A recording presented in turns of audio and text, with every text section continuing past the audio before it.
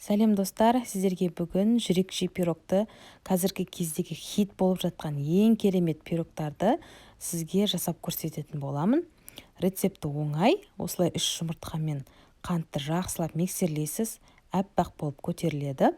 Содан соң сұйық майды құйып, бір араластырып жібересіз. Одан кейін сүтті құямыз, оны да жақсылап миксерлейміз. Содан соң ұн мен разрыхителді бөліп салып, осылай миксерлейтін боламыз. Ұн менде електен өткен дайындап қойған ұн. Мінекей осылай бөліп, әдемі қою масса дайын болғанша миксерлейсіз. Содан соң бұл дайын болған массадан кішкене бөлігін алып қаламыз. Ол бізде пирогтың бетін әрлеуге қажет болады. Осындай керегінше алып қаламыз. Оған мен қызыл краситель қосатын боламын. Ал қалған бөлігін осылай формаға құйып дайындап қоясыз. Дайын болғаннан кейін мінекей осылай краситель салдым. Гелевый салуға да болады, басқа цветті араластыруға да болады. Енді ол өзіңіздің қалауыңызға байланысты.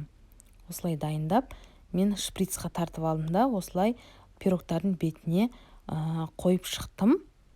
Содан соң шпажканың көмегімен жүрекшенің формасына келтіріп, барлығын айналдырып шықтым. Бұл пирог қазіргі кезде ең хит болып жатқан пирогтардың бірі. Дәмі өте керемет. Піскен кезде әдемі болып көтеріліп піседі. Оның ортасына крем жағып жіберіп, торт қылып та жеуге болады. Ал былайша бұның пирог ретінде жеген өте дәмді.